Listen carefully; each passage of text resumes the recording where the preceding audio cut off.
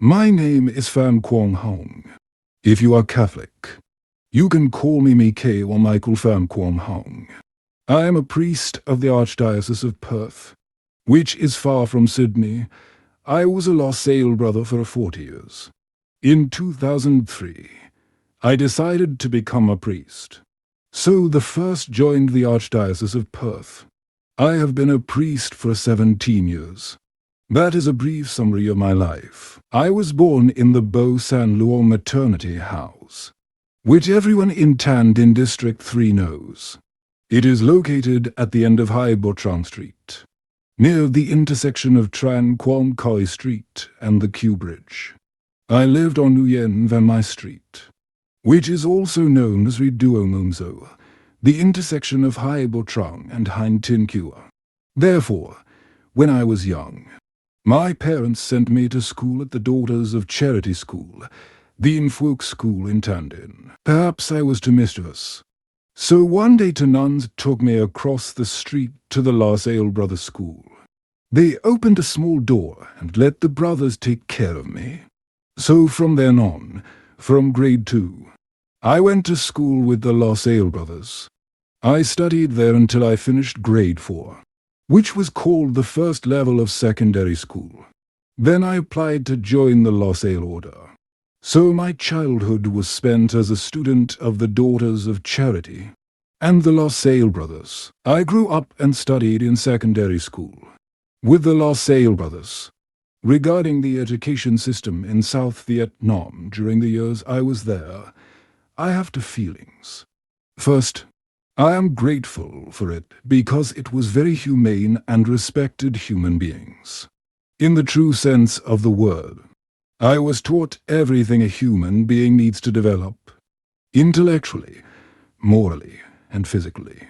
I feel that this is very precious, especially in schools run by religious men and women. I also learned about the catechism to learn about God. Looking back, I see that in just a few years, the South had built a very valuable educational foundation that produced people who were truly human. I feel sorry that it is no longer being continued. When people abandon the very normal subject of civic education, it is completely abandoned.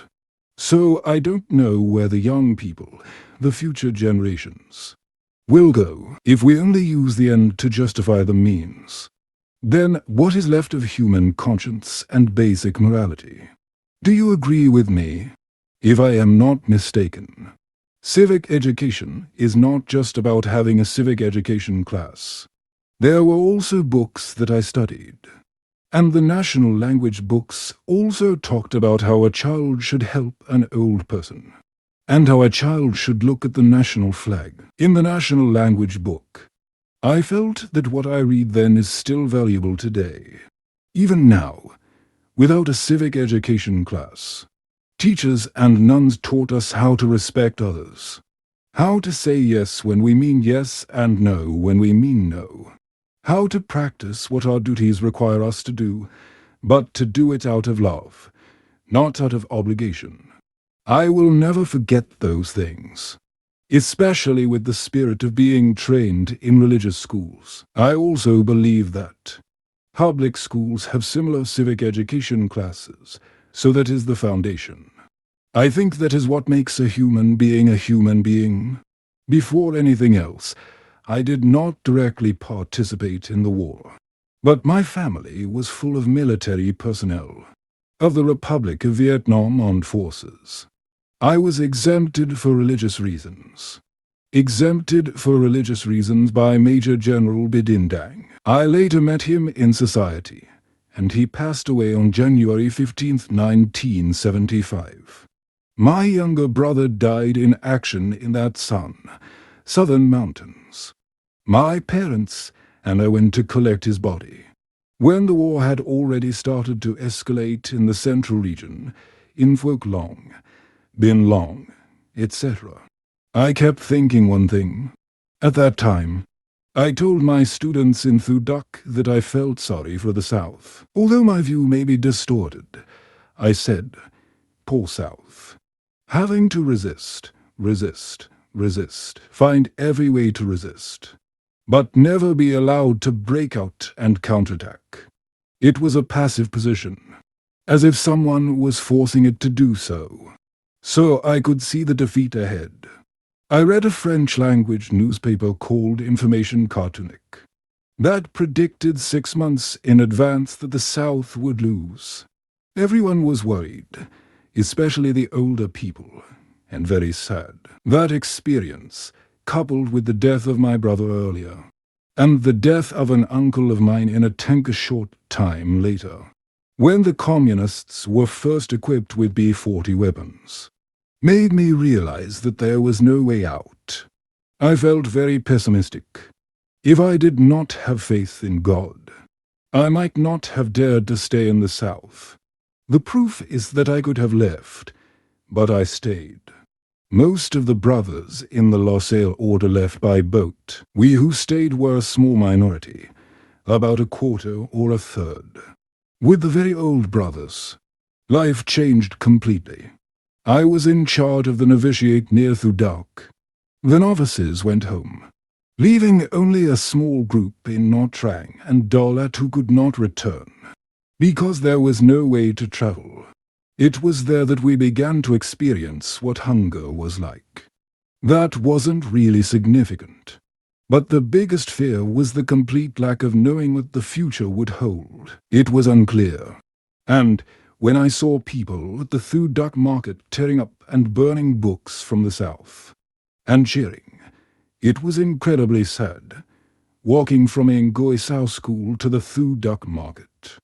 I saw those things and felt so sorry for a regime that had been destroyed in vain. Therefore, if I talk about my feelings from the so-called liberation to the day I was imprisoned, it was only a few years, but I witnessed the cultural destruction, the so-called decadence, and especially the first currency exchange, which was incredibly tragic in the religious community. How many people were able to exchange 200 dong? From then on, we had to buy koi sweet potatoes according to the household registration system. Sometimes we brought them home only to find that they were rotten and inedible. In late 1975, we were allowed to go to the ward to buy 1 meter of fabric each. I wanted white fabric, but the other guy wanted black fabric. 1 meter was not enough to make long pants, so we had to make shorts. We played a prank by exchanging our shorts. So one of us had white on one side and black on the other. It was a funny experience, but it also showed that we had no vision for the future. We heard rumors of priests and monks disappearing, either fleeing the country or being imprisoned. We heard of our loved ones gradually disappearing, and it was very painful. But we still tried to live on, because our younger siblings were relying on us. In 1976, I was invited to teach again at my old school. In 1977, the school was confiscated and we had to move to a nearby school in Bac Ninh. The school was called Bac Ninh Secondary School No. 2. After 6 months, we were all assigned to do completely different things, such as taking care of the kitchen, maintaining order, buying tires, and distributing land to teachers and staff. In other words, we were responsible for basic necessities. So that year, my colleagues and I quit teaching and used the school's old car, a 32-seater Renault from France, to turn it into a bus and go to Nha Trang City. We registered the car and tested it before running it. We ran the bus until we were arrested and imprisoned. Ironically, each time we returned, the surplus gas money and the money collected from the customers, even though we didn't overcharge, was twice the monthly salary of a teacher. At that time, teachers were paid 33 dong and 50 cents. We sometimes earned 70 dong each, which was a lot of money. So thanks to that, we could eat less koi and buy corn, rice, and other food. Of course, We couldn't buy it according to the household registration book, but we bought it in Din Quon and other places and brought it back along the route I ran, which was from Saigon to the new economic zone in Dong Heap, about 125 kilometers away. The new economic zone in Dong Heap was another 4 kilometers away. That was a period of time for me to experience what life was like under the so-called socialist regime, which was very fair. I will recount the events of 1978, when 5 major religious orders were attacked: Folk Sun, Dominican, Don Bosco, Lausanne, and the Holy Savior. On January 2nd, 1978, they attacked my religious order. I was arrested on January 3rd, 1978, because I was present at my house in Long Trong, Tuloifu Agricultural Farm, Long Trong Commune. Through Duck District, I was representing the religious order to go to the old priests to do waterworks. When they came to the farm, they arrested me. After a day, the director of the Public Security Department at that time, Mike Kaido, had a plan. It was clear that the attack on Folk Sun was not just a search, and they probably found guns and grenades under the pond of the fathers and teachers.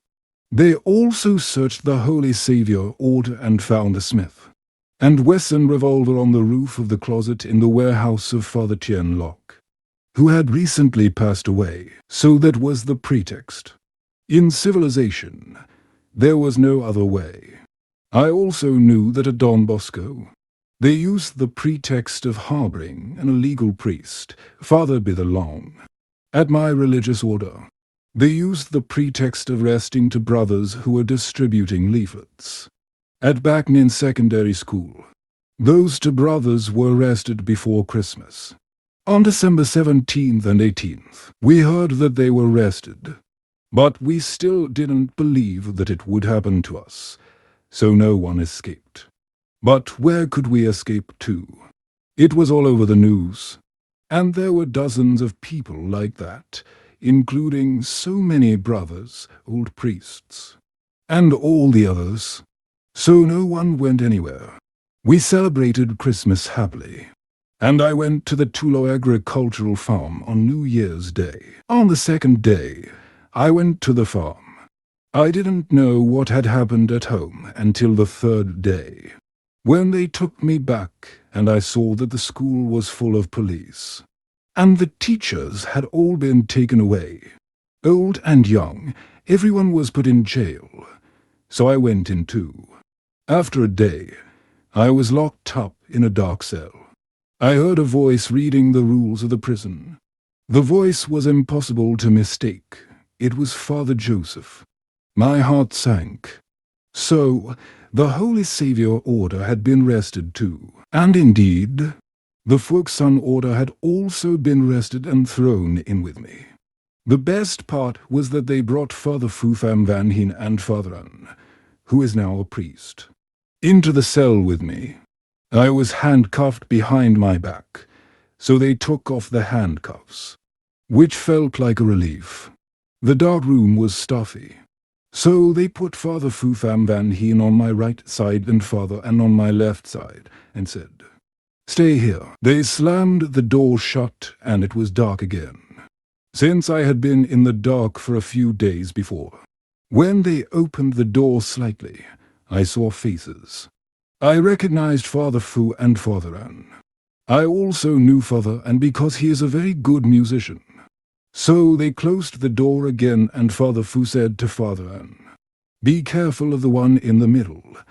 He's an informant they planted here, so speak in French." Thankfully, French is my native language. The 2 fathers talked to each other in French, and I listened to everything, but I kept quiet. The best part was that after 2 or 3 hours, Father Phu said to Father An, "I really need to use the bathroom, but this guy's hand keeps touching me. Take off his pants." Then Lieutenant Colonel Pham Hon Thu The director of the Public Security Department of Thudak District opened the door and said, "So, Losan and Fuoksan, have you gotten acquainted yet?" The next morning, Father Fu looked at me and said, "Why didn't you say anything last night? You scared me and Father and half to death." I said, "What was I supposed to say? I just wanted to enjoy the situation." So he took me to another place for 2 days. I didn't see him again. I was back in the dark once more. These were some of my early experiences while still in the Thudak Detention Center. They then transferred me to Fafandanglu Street, near Bochu Market. There, I was finally able to share a cell with Father Tianlok and 6 other priests, including Father Nguyen Hao with his Musco accent and many others, including Father Nguyen Chien Kao. Later, they took me to the Public Security Department to prepare for trial, warning me not to observe or do anything against them. From the Public Security Department, they brought me to Kaihoa prison. After 3 months in Kaihoa, I went to court. The judge's name was Dang Than, and I don't remember the names of the prosecutors and so on. But that day I finally came face to face with Father Nguyen Van Vang and his younger brother, Major Nguyen Van Veen. Major Veen was a paratrooper who trained in the same class as General Ngo Quang Trong, but because he followed the group that opposed President Ngo Dinh Diem and Colonel Lau, he remained a major and never got promoted. Otherwise, he would have become a general. They were called the mastermind and the planner of the anti-communist interfaith group. Father Vang was the president and his brother, Major Veen, was the prime minister, according to my Kaido. The day before the trial, they took us to the National Institute of Administration on Tran Quoc Ton Street. They were doing some kind of event there, and I wanted to know where I was because I was suffering from amnesia. But when they opened the doors, I recognized the surroundings and knew it was Tran Quoc Ton Street. Then, that day, they presented 4 of us to the press and the public, especially the superiors of the religious orders. Bishop Bin was also invited, as well as Bishop Nam. And all the superiors of the male and female religious orders were packed into the auditorium. Colonel Tho then declared, for a long time, "We have captured Nguyen Van Vang, but you all kept joking that he was fake gold. Today, I present the real gold to you." Nguyen Van Vang was mocked like that. They then brought out Father Vang, his brother, and then me, along with Father Long and a superior brother from my order, Brother Dao. So, they threw in a commendation certificate on the 2nd day. Along with nothing but grenades, I managed to collect almost a barrel full, which I then submitted. They threw in the commendation certificate again on the 3rd and 4th days, but seeing what they were doing, I threw it down the well and escaped.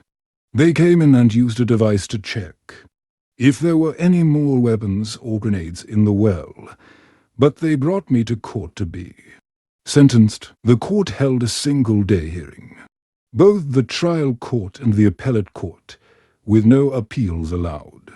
In my opinion, it seemed fair on the surface, as everyone had a defense lawyer.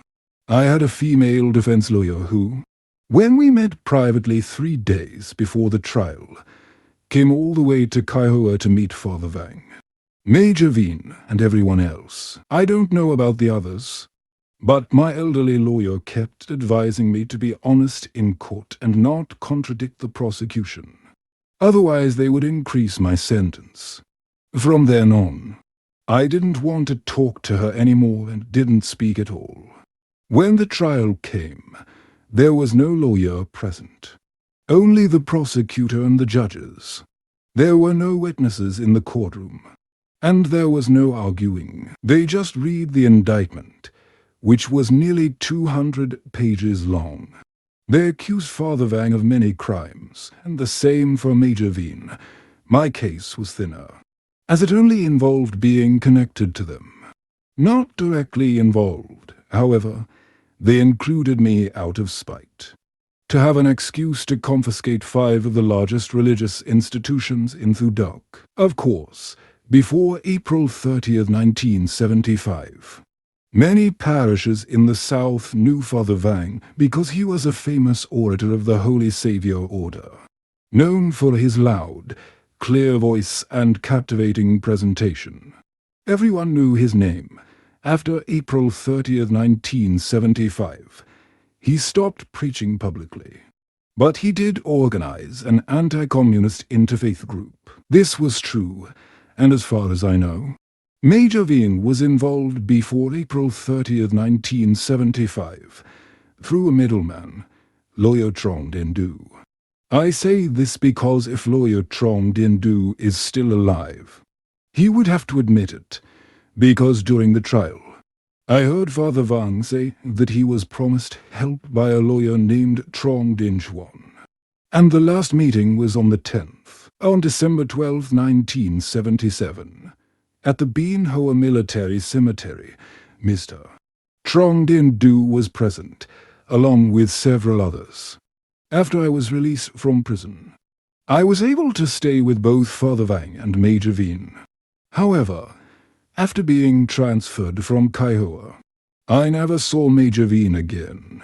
He was executed by firing squad. Father Vang was transferred to Camp 20, where he lived with us until the day he died. Father's death was not due to illness, but rather an accident. It was very clear that it was an accident, as someone had been planted to study the faith with him.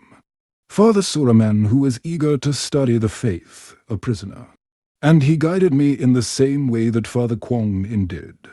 This was Father Nguyen Van Min, the same one from the Lai Tai To Church incident in 1976. A police officer named Nguyen Rang Ren was shot and killed. It was the same with Father Min. Someone was planted to study the faith, and after Father finished teaching, they presented evidence. So, the internal rule prohibiting proselytizing was to lock up the proselytizer. He was locked up, and Father Vang was also locked up. His feet were shackled to an iron bar. How could he go anywhere? He could only walk back and forth along the iron bar. He was alone in the room.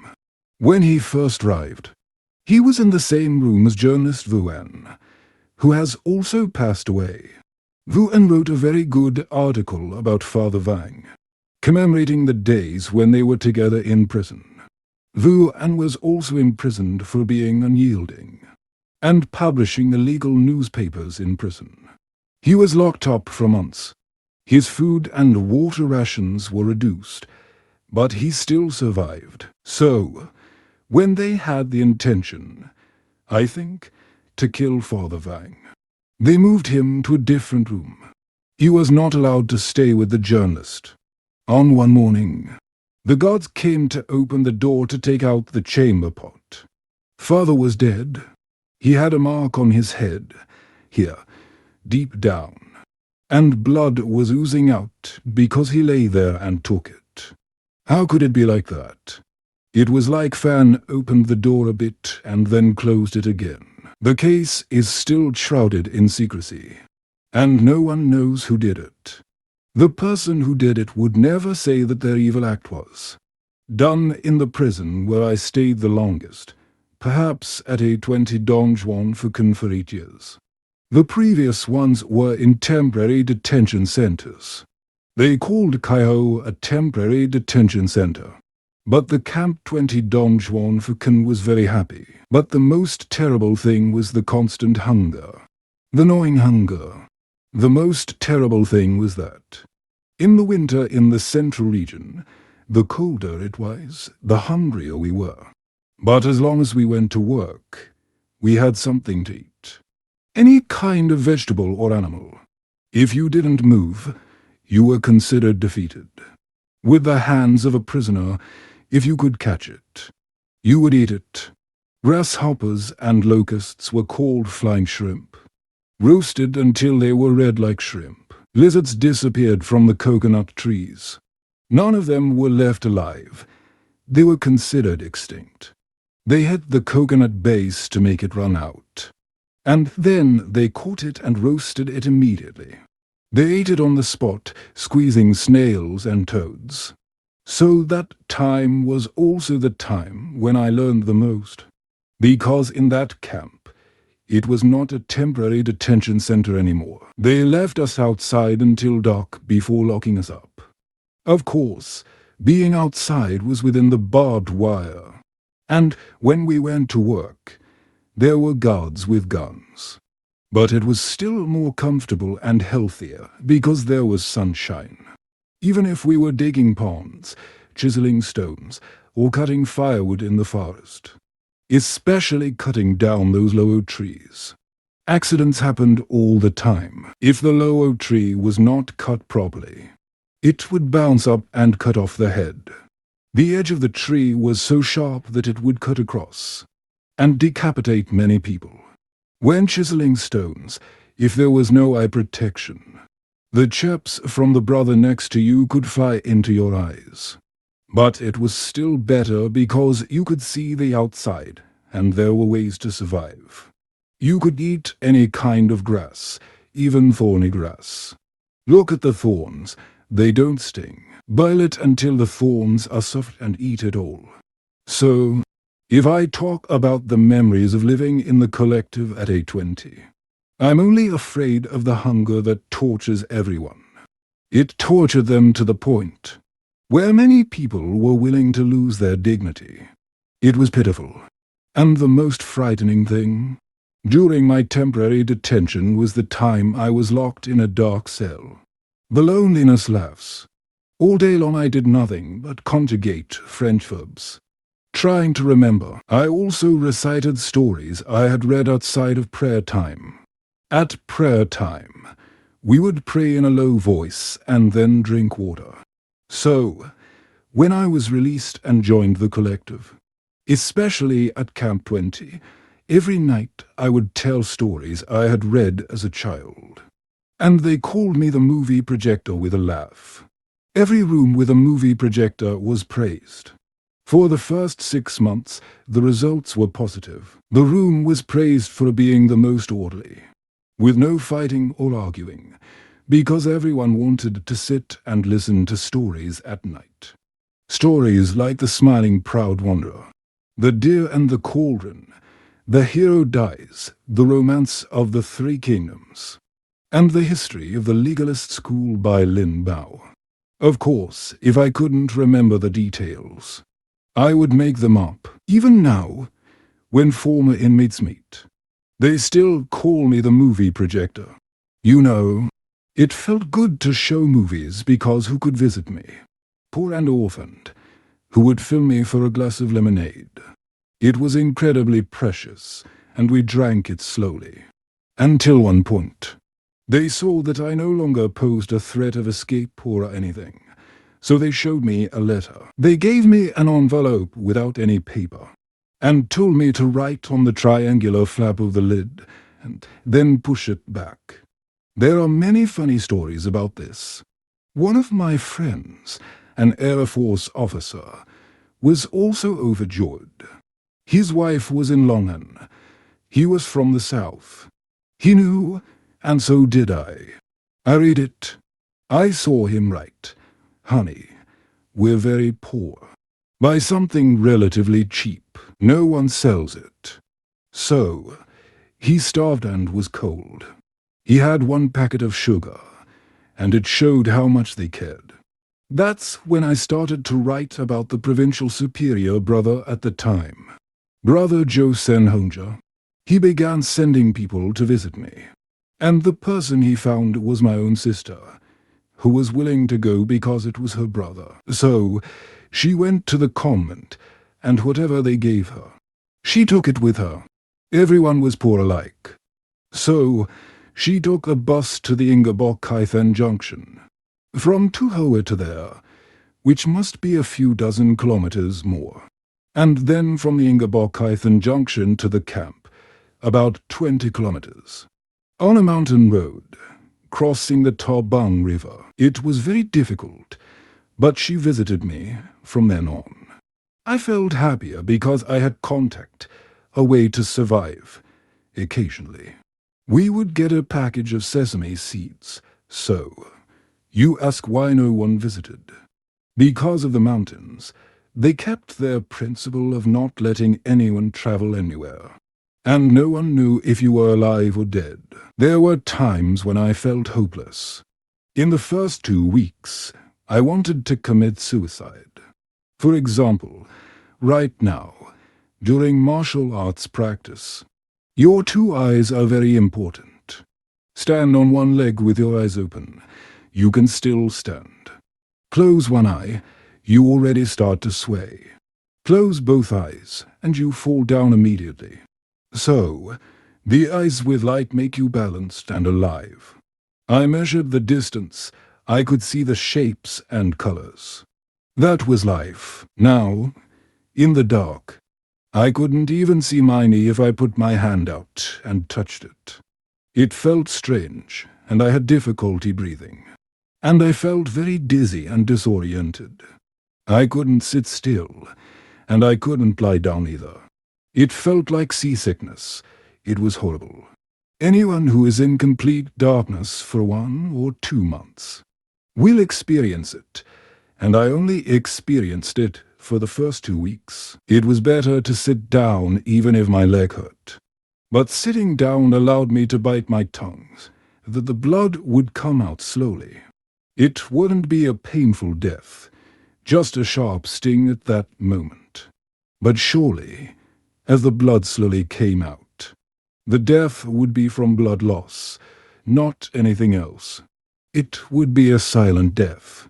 But then, luckily, I heard the sound of firecrackers outside in 1978. They were still allowed to light firecrackers. I suddenly remembered that people outside were celebrating Tet, while we were here not knowing. We knew there was a change. A whole group of brothers from the Mosa order in Thudak were all imprisoned, but didn't know where. We knew they were in Thudak, but we weren't allowed to see them. However, hearing the firecrackers, I wondered. Time is still passing. It's still moving forward. Why am I cutting off my own time? If I die, I'm cutting myself off. I'm no longer present. I've lost the gift that God gave me. Now I had to change. I had to live. I had to practice breathing again to ease the shortness of breath. In the darkness, it was suffocating. It was terribly suffocating, like someone pressing on your chest. And the loneliness, I mentioned it before, but it was suffocating. Difficult to breathe and disorienting. Then, from that moment, I thought again, no, I can't die. I have to live. I have to return. And truly, thanks be to God, I was able to return. So, coming out of the dark room, I went down to Fafandanglu Street. I immediately met a kind soul, a prison official, or rather, the head warder. He had beautiful handwriting. The prison guard called me Kite head prisoner. Oh my God, thank you so much. He offered me the position of ward leader. Thank you, Lord. I'm a total mess right now. He said, in prison, my teeth had naturally fallen out. From top to bottom, there's nothing left, he said. He meant that 2 or 3 teeth were left, but they were uneven. Poor things.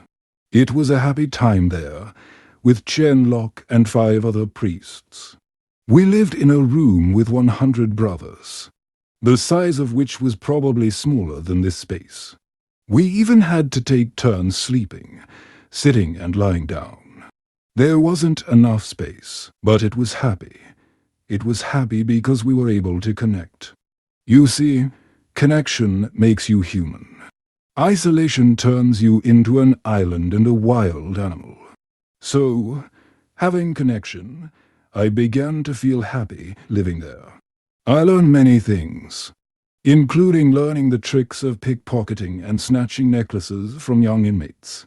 Although I never used them, I also learned card games and foreign languages with Father Chien Lok quite extensively. I interacted with several elderly Chinese men, all older than me.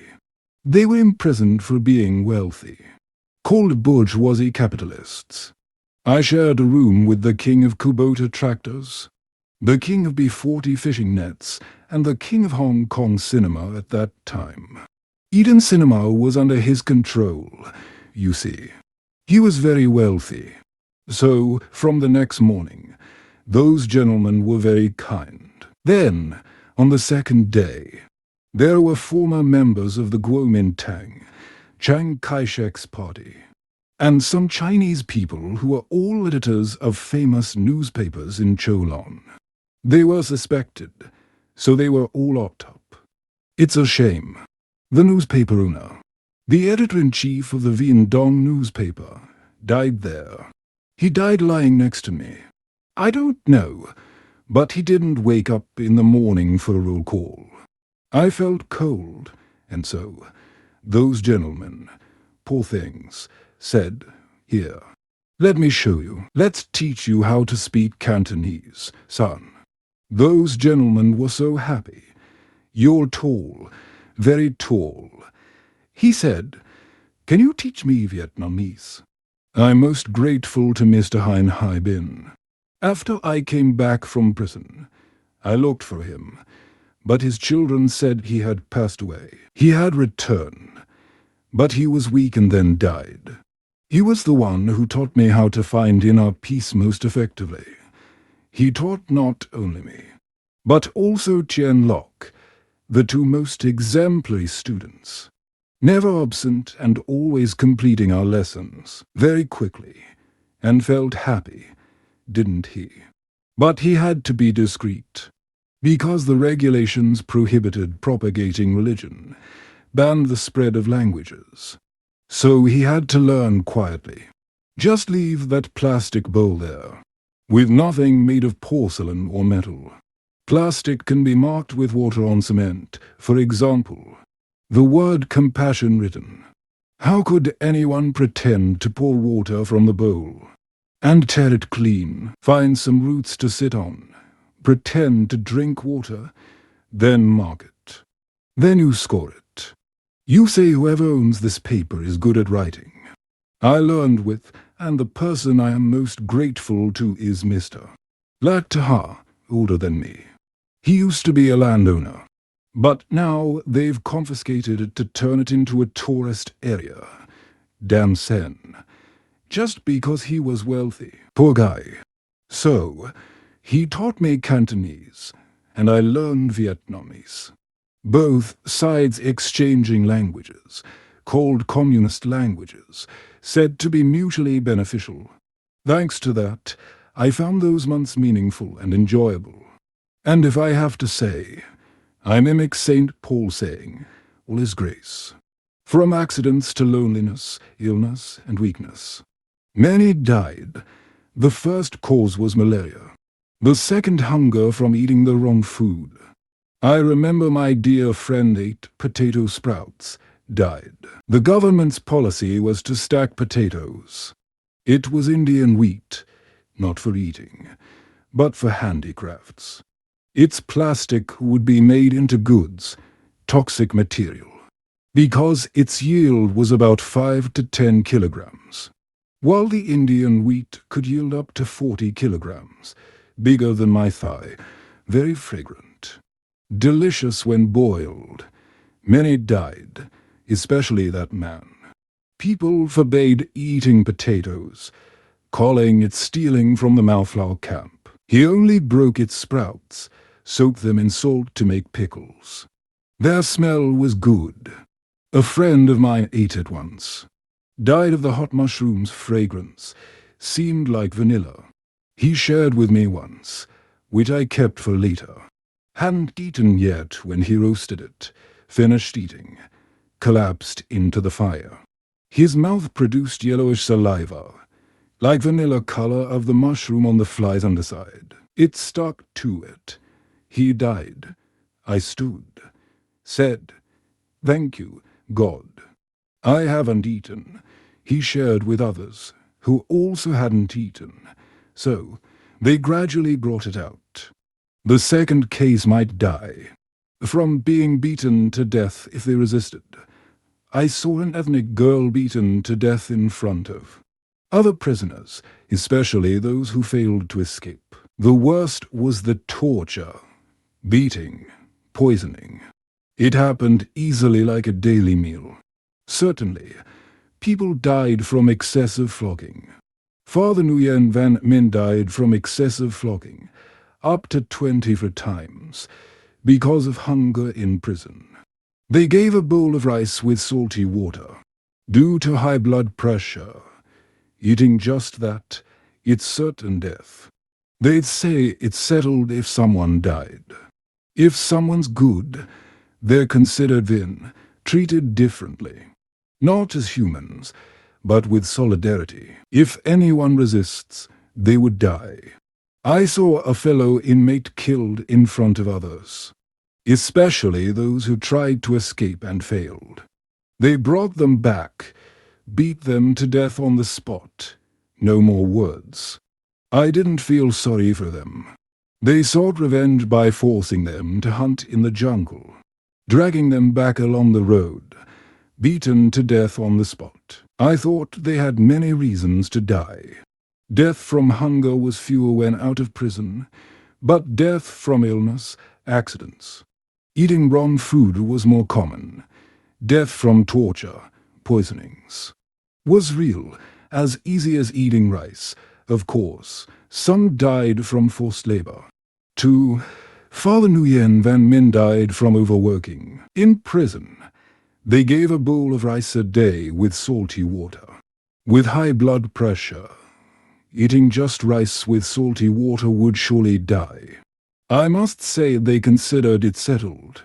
They said it's settled. Whoever dies, it's settled. If they could, they'd say it's settled. They used the term settled completely arbitrarily, treating people like things, not humans, together, so no one would complain. But strangely, they celebrated when someone died, thinking they were relieved, while we were still suffering. Thinking to such an extent is pessimistic.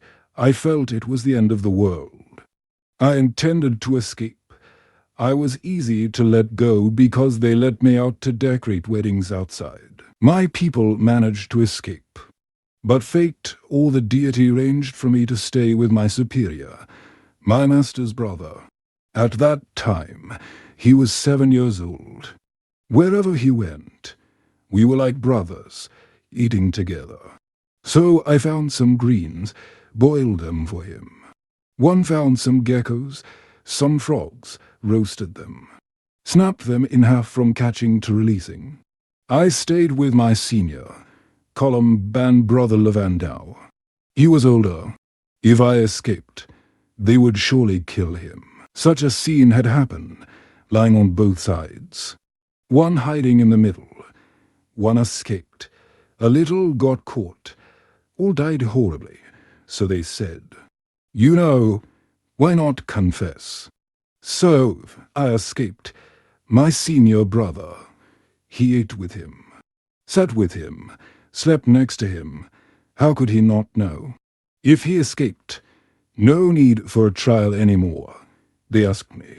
I missed many chances to escape once they brought me to Dongjuan district, to Gala-2, where there was a unified railway line. I could escape if I decorated for people. But there was something hidden in it, a regular shirt, who would wear a prison shirt. If they asked, they'd sweat, they'd change. Not me. I caught a cold with a regular shirt, so I could escape. But with a prison shirt, it's hard to escape, with reform written behind. Religious belief propaganda. It affected me most. Such incidents made me fall into a well. So, Australian compatriots knew about it. They said, this guy went to the well, and if it were a Vietnamese who processed it, he would have been dead. But I fell. I remember clearly August 5th, 1985. It was my turn to stay home to go down the well to draw water. Because it was still summer in August. There was still water in the well in the central region. It was like a conical had down there. That house had 100 siblings sharing one well. They left their plastic bucket. Each took turns staying home for a day to draw and distribute water. That day was my turn to stay home. When I climbed down, there were iron hoops for me to hold. But the second hoop suddenly came off, so I fell from above, about 7 meters, hit several buckets. Luckily, plastic ones fainted. I didn't know I was lying down there. They started working. Went to work for 3.5 hours before coming back. I lay there, didn't know until the water flooded my face. Went up my nostrils. Then I woke up, sat up, couldn't. My legs were paralyzed. Didn't know if I pulled them up. They went up. If I let them down, they fell. Numb, painful, at the spinal cord, right at the waist. Maybe it read into the concrete base. I just lay there, raising my head to avoid the water. When they came back, I yelled. So they lowered a rope and pulled me up. Despite being rescued, I remained unconscious for 8 months. I didn't know I was lying under there, until the water flooded my face and entered my nostrils. Then I woke up and sat up. But my legs were paralyzed, and I didn't know if I pulled them up. They went up. If I let them down, they fell. Numb and painful, the pain was piercing in my spinal column, right at the waist. Perhaps it struck a nerve. I lay there, raising my head to avoid drowning. When they returned, I cried out, and they lowered a rope, pulling me up. Despite being rescued, I remained unconscious for 8 months. Upon recovery, when I migrated to Australia and underwent a health check for citizenship, I mentioned the issue with my spine. When they took x-rays, they noticed it was still misaligned. Yet I didn't feel any pain. It was odd, not to feel any pain nor discomfort. And from that moment, I knew for sure that the higher power had plans for me. I didn't know what those plans were in the future, but I tried to find ways to thwart or escape from that intention. Because it's very clear to see you can die without dying. There was a time I suffered from various illnesses, including dysentery. Thought I would die in prison or from being paralyzed, as it spread quickly. There was another time when I suffered from severe constipation. Thought I would die. Inmates often suffered from it. I thought I would die from it, but luckily, someone said something. Someone on the other side requested the banana stem nipple. The banana stem had a black nipple. Who would eat it? I chewed 3 nipples, and I was cured of constipation. It was sour, but it worked.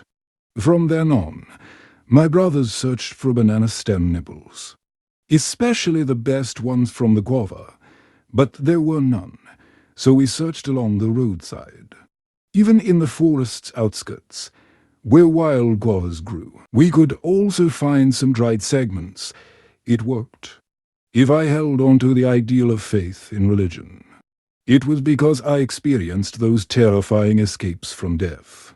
It was so terrifying. Terrifying to the point that now I don't believe anymore. From then on, I believed that God's intention was for me to live. And I had to live in a way that pleased Him, not to live in fear. In the year 1, migrated to Australia and obtained permanent residency. The religious order sent me to Rome for a year. Several senior priests said I needed to be brainwashed because they feared. I had been influenced by communism, but there, I had the opportunity to meet with the innocent soul, Nguyen Van Thuan. During a New Year's retreat in Rome in 1999, he called me out and said, "Isn't that so?" At that time, I was still a layman. Heard he was sentenced to 13 years in prison. Yes, but I spent 10 years. They released me. Nguyen Van Linh came to power. He and others only spent 3 years. So, the bishops weren't prosecuted but spent 13 years. You laughed. Yes, but those 13 years were really sad. 9 years in solitary confinement. On that day, you asked, "Do you hold a grudge against the communists?" I'm Lin, so I asked. Even asked my son for permission to ask the bishop. The bishop had been longer and imprisoned longer. Up to 4 years. But the bishop is skilled. He doesn't know. The bishop laughed and said, "I don't hold a grudge against the communists. I hold a grudge against the ideology that gave birth to them, nurtured them. That ideology is inhuman, anti-religious, destroying human conscience. But I don't hold a grudge against the communists because they are victims. I could use that sentence to answer because it's mine. I don't hold a grudge against them. But I regret that they cling together like a mafia to survive. Because I know the communist ideals are gone. No one has communist ideals anymore. Because they know it's a delusion. Countries have lost them long ago. Now, simply because the rice pots are stuck together for the sake of eating on the people's heads. It's a pity to see that they seem to have ruined the purity of the younger generation's conscience. They use the pretext of salvation to justify deceitful means. As long as they achieve their desired goals, which is the most harmful thing. Do you see it? That's why I blame them, rightly, not wrongly, if they continue to fight for the empty seats, to destroy the country, the people, and the homeland. They will be guilty in the future history's judgment. I hope that the people can use the teachings of Buddhism, enlightenment, to see the truth, especially to recognize a great disaster that the whole nation must bear. I use the term great disaster not with resentment. It doesn't matter if some say it's pessimistic. A great disaster is attributed to God, not to any deity. God doesn't assign value to make life Buddhist. Some bring that doctrine into the country. Some defend it. Some misunderstand and follow it to fight for it, until it's too late when they open their eyes. That's why if anyone listens to my narrative today, please remember that I don't blame anyone. I just regret for my nation losing a quite long time. If we had to start over, it would take a long time because what we destroyed takes a long time to rebuild. A generation that teaches hatred to children. Then a local journalist once said, and he lost his position as the editor-in-chief of the youth newspaper. He knew. He said, if only teaching in textbooks that one child shoots 3 Americans, how many children can be taught like that? It's like doing math.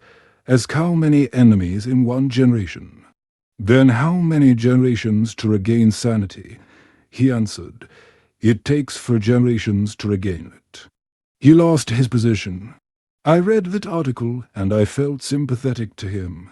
Yes, I use the term release to apply to my paper, which I still keep as a cherished memory. Thanks to that piece of paper, the Australian Immigration Department reviewed my case more quickly, and I got out of the small prison. Indeed, stepping from a big prison to a family isn't easy. Without household registration, returning to the convent is okay. No registration means you have to report temporary residence every week. I went to 53B Nguyen Du. It's our school base. So I stayed there temporarily every week. I had to go to the district police station in Ben Inh Ward, District 1, to declare my temporary residence. If I'm absent, I have to request temporary absence, and during that time, I'm not allowed to appear in public, not allowed to contact the youth. They say it very clearly because every Monday I have to go to 457 Tran Hundao to report to the police department. And they will ask where you went last week, whom you met, and so on. They keep me relaxed like that. Don't let me go anywhere. Don't allow me to contact. It's pitiful for Chianlok's father. He went to buy something, and he went to work, and he also preached about the household registration system, which the driver turned into a hardship, so they spent it. He was sent to prison, rejoiced every day being together, then rejoiced when they returned. They shared everything, even their mats, and I got a mat too. I was so happy. I got to more mats to hold water. The next week they saw me again and asked why I had been released, but went to preach and appear in public, still talking about the hardship of household registration. The whole family spent another 5 years because of those towards, so we're the most careful. Most of the parishes don't dare to open the door for prisoners to come for activities, except for Father Domestica Vovanan. At that time, he was at Hindley Church. He called me to come today. Mr.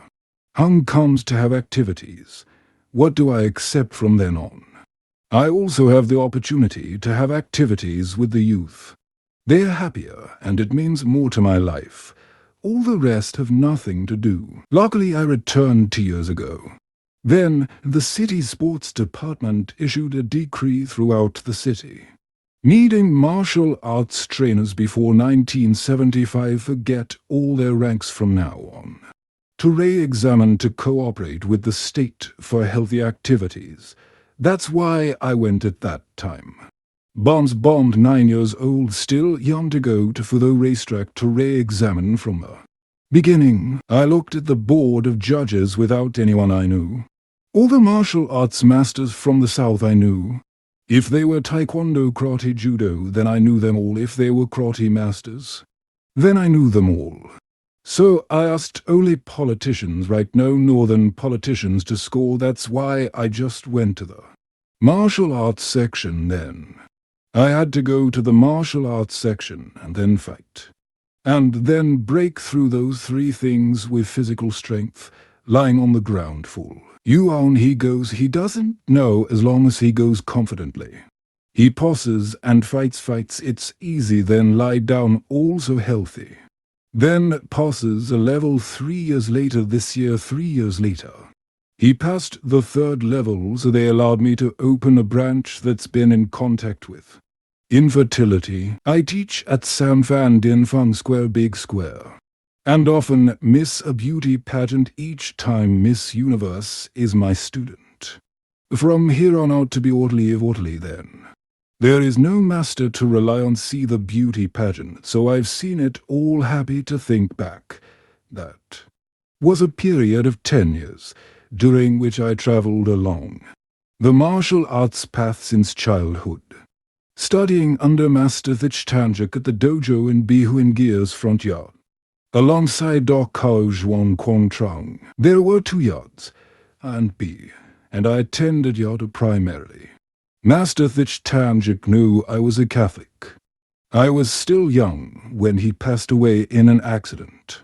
After his death, our group dispersed. At that time, the Taekwondo movement led by Kuri and Masters was intense.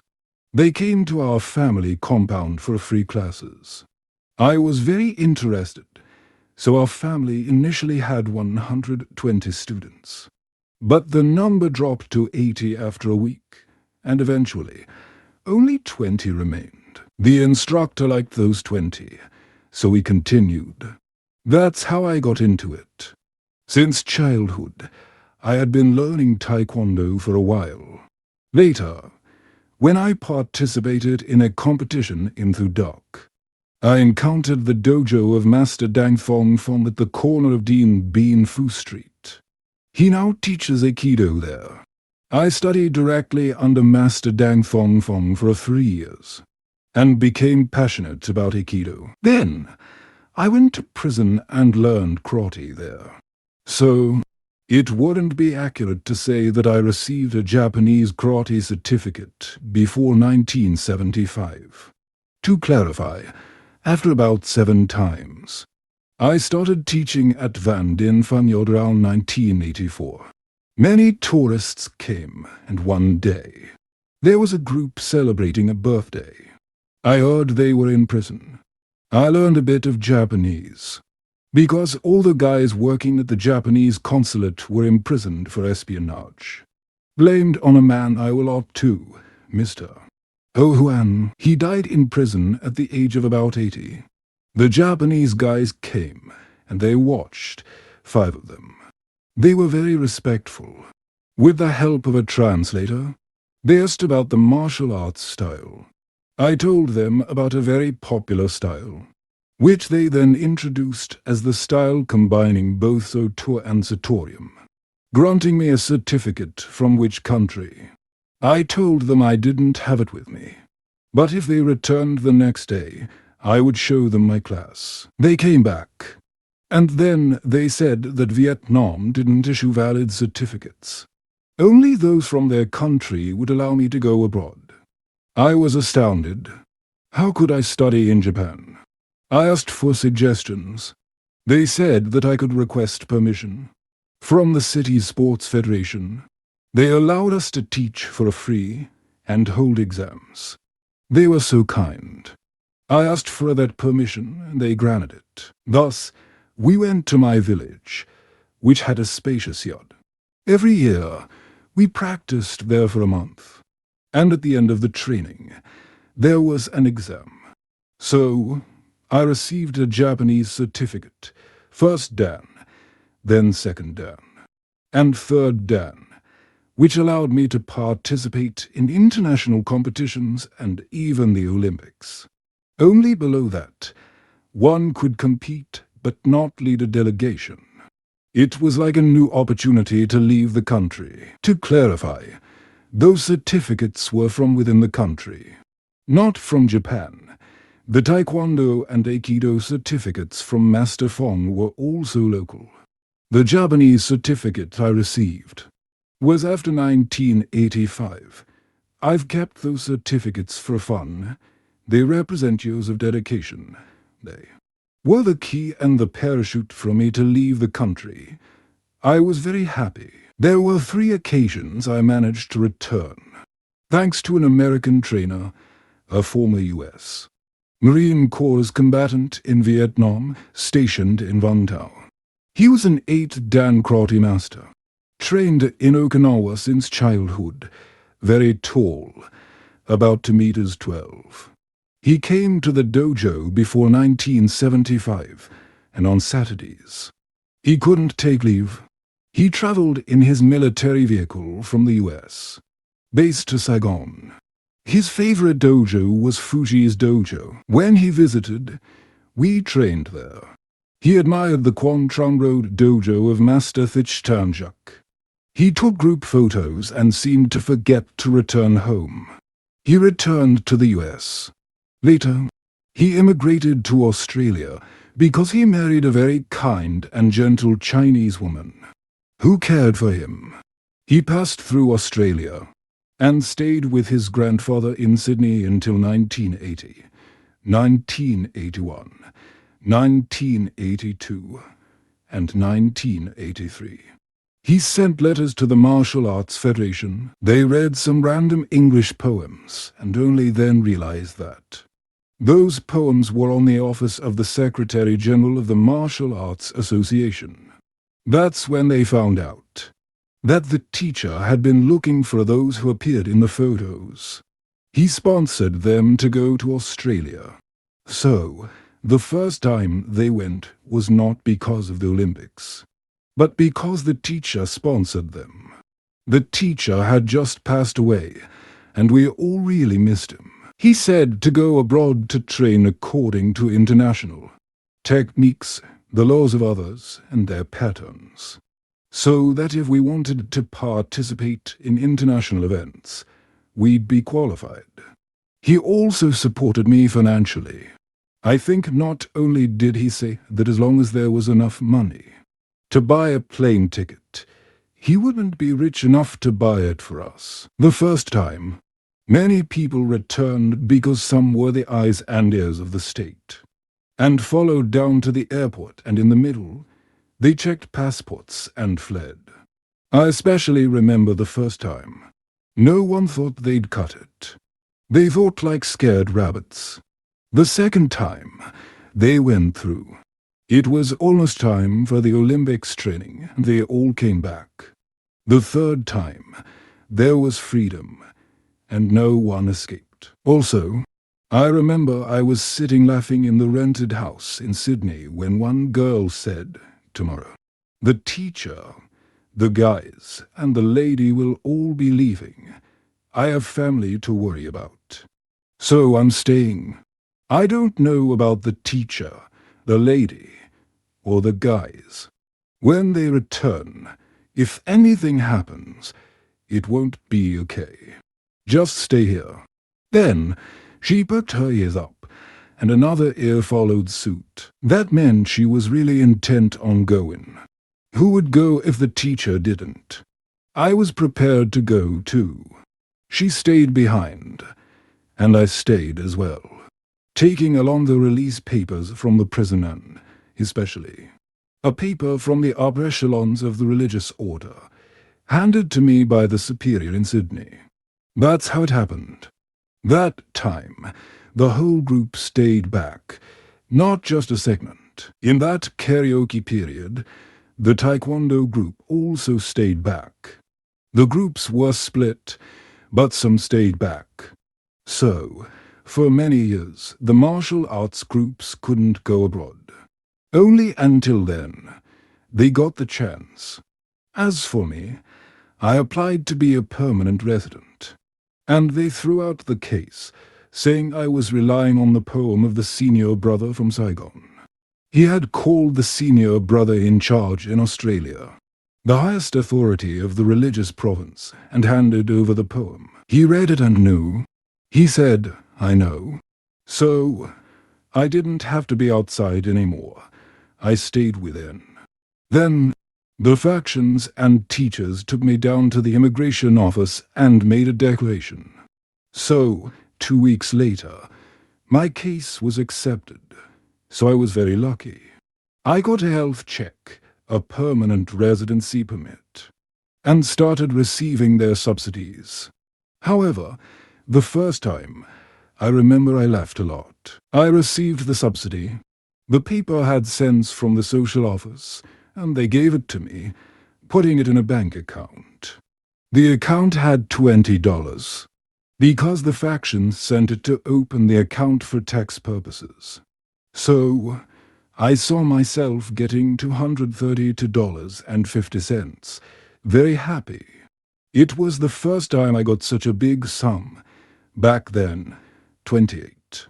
230 is 2 weeks, so 1 month was for 160. I kept it. I spent little because I thought about my future. Next time, the poem arrived. It had a badge saying, "I'm Lin."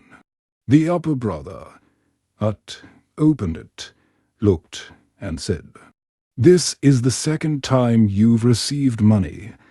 Give it back to the monastery. Don't spend it recklessly.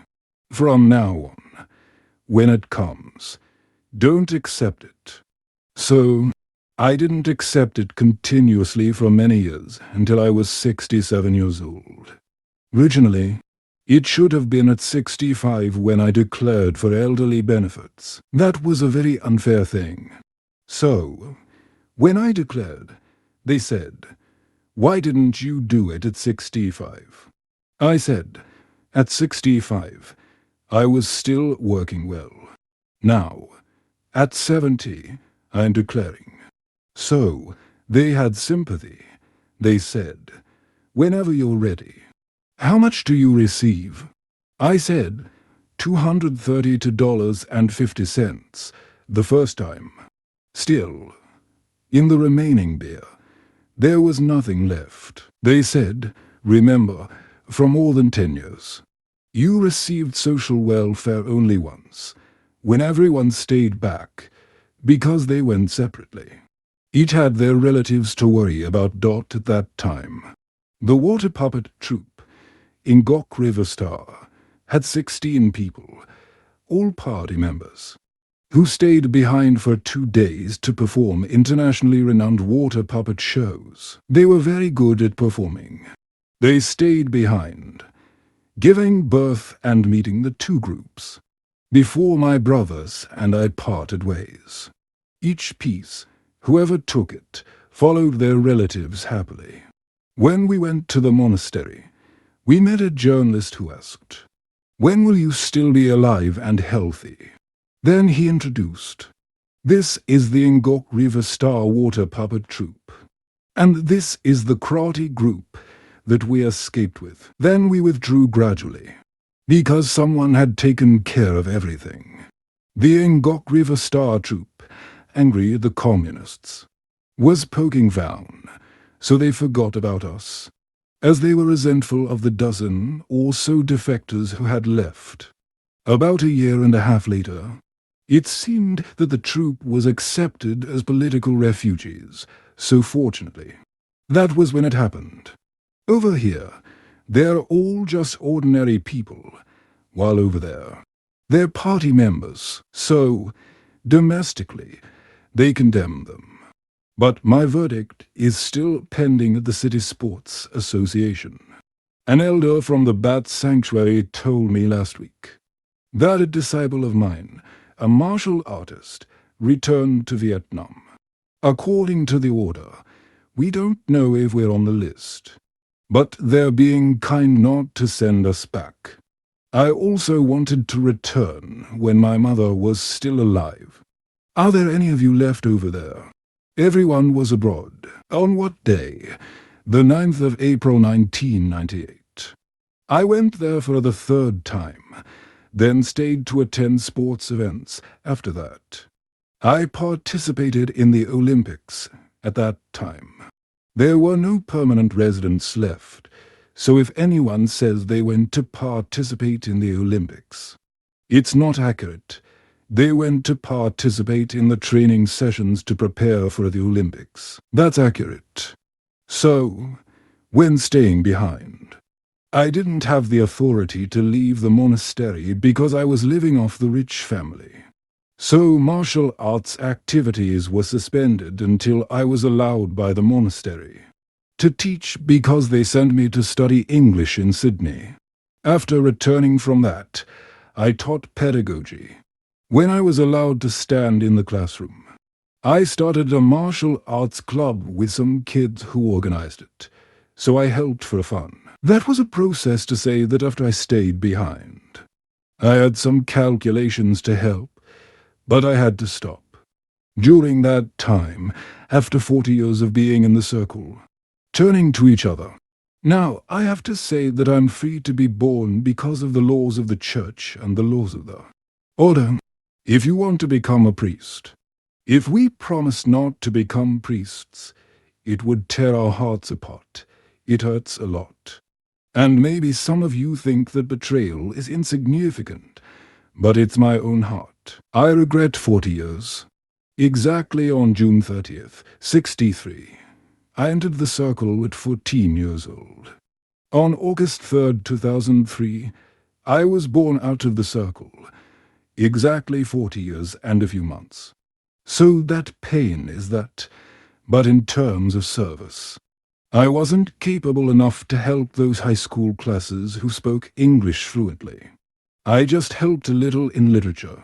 There was a time when I was taught Japanese in 6th and 7th grades, but it didn't work out. When I saw the Vietnamese Catholic community in Sydney, at that time, the first and second generations weren't good at English. They needed people to share the Word of God, or help them understand the laws of the church about the liturgy. There were few priests. So, I decided to change pots, and at that time, if I read the 3 words "go out and find" from the ordinary priest, I agreed to leave and had to go to find a different direction. I applied that sentence, and I thought about those 3 words for nearly 9 months, before writing a letter to leave the circle and submitting it to the public court. The custom of the religious orders is that the upper master of the Sydney Circle in the Laser Circle said to me, "We introduce you to go abroad, and in your history, there's nothing for us to complain about, so they will accept it. But until you're officially accepted over there, we will release you only when they receive you officially over there. So, it's right that they don't accept you back with us. According to the law, if you go to the other side, they accept. But they wait until they take official church office. 1, 2, 3, 4, 5. It's the 4th year. Then they take office. Reading books. At that time, reading books was a flag. Then they received the office of acolyte, helped with the ceremony. So I reported back there. So they asked for a poem to send to Rome, to confirm my vows in the circle, so I could completely follow the large public court, the big one. The history was like that, about torture or abuse. There were such things. Particularly on the first day, I was caught by an official. I don't know his name. I don't remember anymore. He said, "Are you a martial artist?" Because he read that dossier. When you came, the whole group looked like this. This jaw is fake. It all fell out. There are only 2 or 3 shaky ones left inside. That's it. They carried you in. That was the first accident. Then, when they started feeding you rice with salt and onions, it healed. Teeth fell out. It wanted to fall out. It didn't let go. It doesn't pick up anymore. Maybe to attach to the upper jaw. Or maybe still good. That was the second thing. The same hand. The same foot. Uncomfortable. In the dark. And the third thing is more persistent hunger. The hunger is terrible, and the last thing is, I felt like my dignity was gone. I didn't shout at him, "What are you?" and so on. And those who called me were younger than me, about 19 or 20 years old, especially for those over 70. Like you, I felt unworthy of human dignity, especially my teacher. He was very short-sighted. He had 7 degrees of glasses. He was like this. But we had agreed that when we passed by each other, we would remember the teacher and bring his glasses. One time, he took his glasses and went by. He said, "Get my glasses back." The land flattened them all. Luckily, the frame was broken, but the lenses were too thick. So they didn't break in the afternoon. We secretly went there to get to other lenses, and made another frame for him from aluminum, aircraft aluminum, because in there we specialized in making combs, clips, and water bottles for officials to take to work and drill rocks. Bring this and that back, thanks to that. They gave us some food to avoid hunger. I was the one who drew. Those guys drilled. So earlier they said they drilled those pictures. We had drawn them, but what did we use to draw? Toothpaste, spread it to make it blurry. Then used a matchstick to start drawing. Those ideas followed. It went up, and I used the word "sui" to be like that. Hitting a lot, very beautiful, then shining on. So from then on, I thought that the first life of a monk was really torture, not play.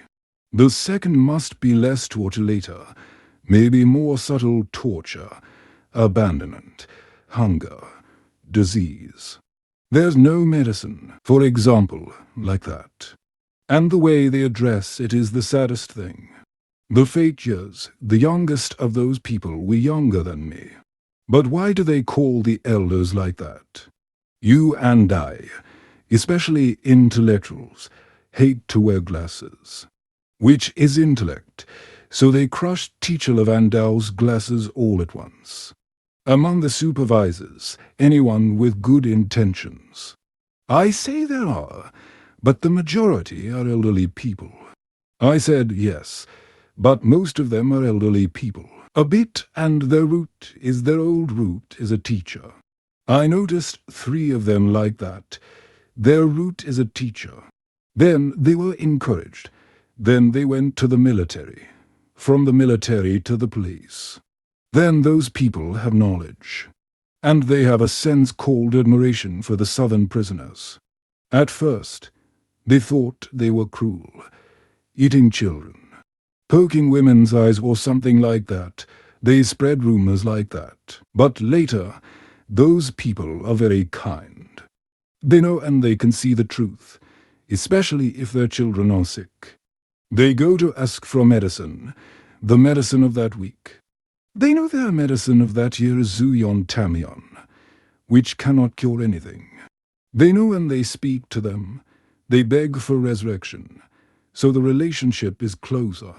They understand each other more. Even later there were officials going to the church of the parish of Gothanjir. They went straight to that book to ask for communion bread for the priests. But when they went, whoever checked it, they understood and if asked if there are good people. I said, of course. In every person, there are good and bad people. But the bad ones usually have a memory or a nightmare. It's very bad for them against the southern regime. A large number of them are young victims in the north.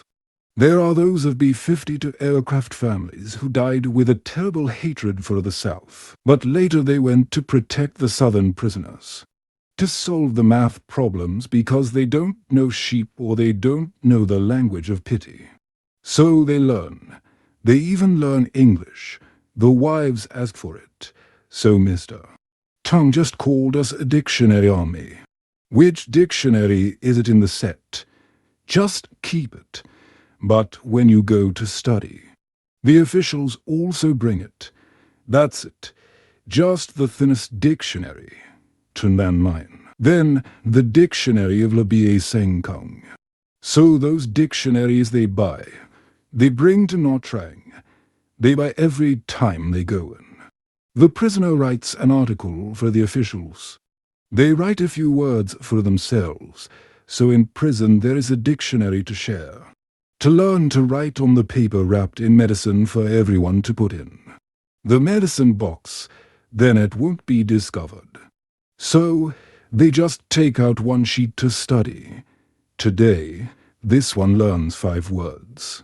That one learns 5 words. It's very useful. Also thanks to those people. They come into contact with southern prisoners. They see their value and what they have been propagandized is not correct. So they can make friends. So I answer, not everyone is bad, but if they're bad is also reasonable because they're victims of some massacre. So if in contact, they're also changed. So remember, the story of Cardinal Nguyen Van Thuan. They changed other people constantly. 1 person every 6 months. Everyone at risk of being affected by this prisoner. We witnessed an execution at Camp A20. Clearly that time there were officers organizing gun raids beyond the camp. And those people went to escape. One was stepped on thorns, but he knew the central is thick, so he didn't wear shoes. They don't let you wear shoes out of the camp. They say go. And escape. If anyone is smart, then thanks to the elders voluntarily. That means they go to cut wood. Sneak out to bury their shoes somewhere so they know they bring him. He steps on thorns. He stays. He gets caught again. Levan Beer, the name of those people, happened to sit and watch execute that person. He had to sit and watch to scare, so that no one else escapes. Press right there. Van holds the name of that person. All a whole camp how many people don't need to know can get out is to sit. and watch the progress they pulled out and stood there anymore. He stands up, he can't stay anymore. He's weak, then they say this is the verdict of the Ministry of Internal Affairs. Of the Republic Socialist Vietnam, independent freedom, happiness, so from then on. Those gentlemen write long wings is independent, but except freedom, except happiness, it is longer. Then minus happiness, anything to trial, shoot people, escape. And say, he is sentenced to life imprisonment. And escape, then increase sentence, so from life imprisonment to death row. Read, finish, shoot, sick, disease, and so on. So the prisoner is carried away to escape, then also have a bowl of rice to incense with. Grass egg, so those people are cut, buried, it enjoyed the egg at new rice. It helps out, asks Mr. The for us teeth that witnessed at other camps, then I also heard. But I wasn't there, didn't know, on February 17, 1979. China sent troops to fight 6 border provinces then that day. I was the deputy team leader of a team full of priests with monks with teachers. Then the team leader, deputy team leader, didn't have any rights other than the right to go to the warehouse before going to work, then go to the cold storage, 1 bundle of national examples there. Team of 20 people, I sold 10 hose, is near death, dad captain is Mr. Tan Nguyen. He died in Vietnam 10K because they didn't say. Didn't allow me to hold the hoe to go along CMM road to attack them, so tie back the captain. Carry the deputy leader, carry me to receive the nation.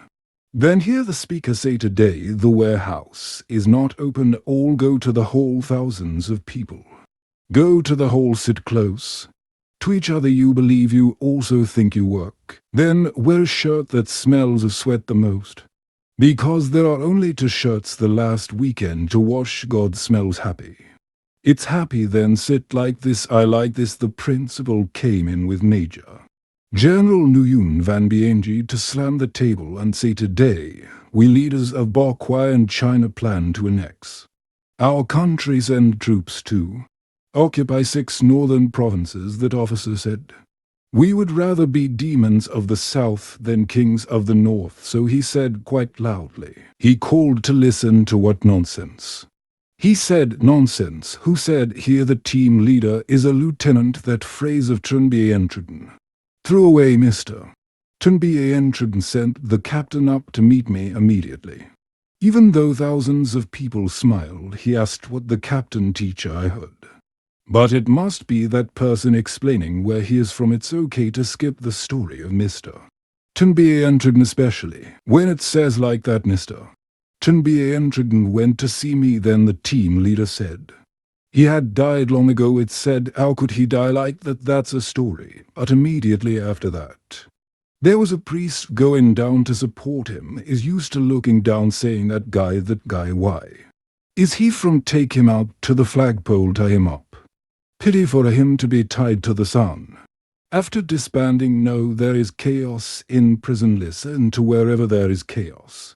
Then rejoice in that chaos. Where I said, Father, why is Father laughing? What pushes me to be a priest is to serve the 1st and 2nd generations. English is not enough. Cannot attend church in Australia, then that's the motivation. It must be so. After the priest's death, according to the law of the Australian Bishops' Court, any priest, no matter what nationality, whether Australian or Vietnamese, must serve in Australia for 3 years to get used to the young people. I also stayed 3 years in Australia then, when used to then. They sent me back. Vietnamese Catholic community. I am very happy I am here until now, of course. In the Vietnamese Catholic community, when speaking English, it's gone. That habit, it stutters again. It's been 15 years. It's been Vietnamese 24/7. But feeling happy is because after 15 years, it sees the result is people feel happy when they go to church. They feel happy not understanding the word of God and the liturgy. They see that generation goes slowly, then all gone. Then the day before I went here to mourn those 3 people, The first generation just slowly, the second generation doesn't need me anymore. It's good at English how long for me to do. Then the day I interviewed with the director of the Institute and the Bishop of the West, they asked me. Before the interview was over, they asked if I had anything to request. I said I requested 6 years for the child to study according to the law. 6 years. Then another year of internship is 7 years. Then I looked surprised. I didn't answer, but they looked at each other. Then one replied to Long, I am afraid you will die before the day you are ordained as a priest. Then you only use the phrase, we are afraid that you do engation. Then he applies the law of the church. I only lost 2 years at minimum. I can learn more. I read that I finished. Then give 2 years to study about the sacraments is what I need, and serve is what I need. Then those 2 years I do assistant. After 6 months I am a priest. In 2006 the day I am a priest. I myself at home. I'm old, alone, a period alone. Fortunately my mother survived and came back. Then she died with my sister has to people. Before there was no means to call a village. Then offline I still share my time. I am in Vietnam. I also recorded video back then, cassette, because of what I share right from when I was still in Vietnam. I tell myself, I tell those whom I care for, it will be different. I don't say to propagate knowledge or experience. I speak sincerely to those I care for. I am influenced by the teachings of Thich Nhat Hanh, although many assess it differently according to their own views. But I like his saying, whatever you do, do it with your heart. If you meet a child, speak to the child with your heart. Love it sincerely. It senses that immediately. But wherever you go, before appearing outwardly, you must think inwardly, I must love this place. And what I say comes from lived experience, not theory. The listeners can feel it. They sense the love. It's like a wave. And I'm further reinforced by the thoughts of the Dalai Lama. He says, only appear with love. Even the atmosphere is different with love. It's different when it appears with a pessimistic mindset. It affects even the lifting of a weight. So don't pay attention to appearances. That's it. Hello, laugh, and in your mind, say, I love you all. You are only here. That's it. So, it's not about technique or eloquence. It's not about the content or arrangement of words. It's about the key point. The key point lies in your heart. When you transmit something from the heart, it enters the hearts of others. We are Vietnamese. You, Vietnamese. We are Vietnamese. Regarding religion, I'm proud of the tradition of our ancestors because the Vietnamese spirit is courageous and brave. Accepting death, that's something to be proud of. First, there's pride. Second, I don't know if it can be 100% like the first pride, but that's how I see it. The expression of faith among Catholics, both domestically and abroad, is specific and might still be inferior to our Muslim brothers and sisters, because they express openly. They chant prayers aloud because they have no fear outside, no fear of anyone, but the specific expression, for example, still maintains faith through traditions like participating in liturgy, through practices like devotion to the Sacred Heart of Mary, the devotion to the Divine Mercy, and so on. There are still people who participate, and I'm proud of that because faith is still alive. Furthermore, I'm proud of the achievements of our descendants, the next generations, who are so talented. It's not about clinging to the land for a sustenance, but about contributing many talents, even within the clergy, like Father Lean in the US, who now has an additional Vietnamese bishop, or Father Long, the Franciscan friar in Australia, our dear Vietnamese. In Australia, there are a few ladies who ask me if I'm a famous tea maker, so they hope the price of my tea will go up. I said no. I just like being a pastor. The term pastor used to mean a pope. They wonder why I say that. I tell them, pastor means me. I mean me.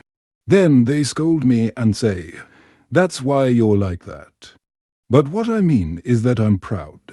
Not only in the aspect of expressing faith specifically, but faith must also be expressed through actions. And the achievements of our descendants prove that. We are diligent, intelligent, patient people who progress when given the opportunity. So, it's regrettable that those under the influence of atheism sleep through lavish parties, completely unaware of any higher values than the value of indulgence. I feel sorry for that generation, feeling joy in the spiritual realm. The first way is to directly reach the holy place, to touch it. The Eucharist is a miracle that cannot be explained scientifically. The second is feeling that I can share blessings with my brothers and sisters in a specific way. Back then, in the order, in Sydney, visiting the largest prison. Whether in Long Bay or Silverwater, everyone thought I was going to confess. The monk doesn't have the authority to sit and hear confessions anymore. But now, if someone asks, I just say yes. Please feel free. It's different now. That's serving. I can directly help patients, anoint them with oil, etc. I find joy in serving over the years in prison. I learned one thing. First, I believe in the saying, human proposes, God disposes. Second, I learned that freedom is the most precious. Nothing equals it. Third, I feel that everyone has an immortal soul. These three things nurture my faith, and if the soul is immortal, then I must equip it with something to bring to the other side. Of course, it can't carry material objects. Therefore, freedom is given to respond to the call from above. But I also have the right to resist. It's up to me. Therefore, human proposes, God disposes is a lesson. I believe it in my heart. Second, freedom is nothing more valuable. And third, I think that everything is God's grace. So, I ask everyone to cherish their freedom and remember that Adam and Eve, our ancestors, also used their freedom wrongly, going against the divine will. So, please remember to plan. But it's not like God's plan, especially since God has his way, not like mine. And I accept that. It's his providence, and freedom is precious. It's about how to encourage the youth, both domestically and abroad. I believe that everyone has a very high consciousness. They know, and if they are not dependent on materialistic temptations, then deep inside, they still have a conscience, which in Vietnamese is called Ling, meaning goodness. It's a basic conscience. Especially, I like the term Ling Tri, which means a good understanding. So, rely on conscience and good understanding. They recognize that freedom is the most precious gift from God, and nothing surpasses it. Therefore, they must have the courage to demand that freedom if they see it but don't possess it.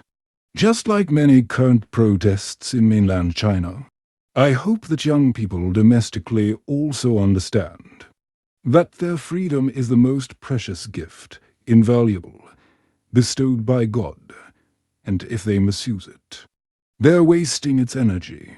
So, I hope you understand that it might be my message. I dare not say it's advice about preserving the history of those after 1975 because freedom is what the soul seeks.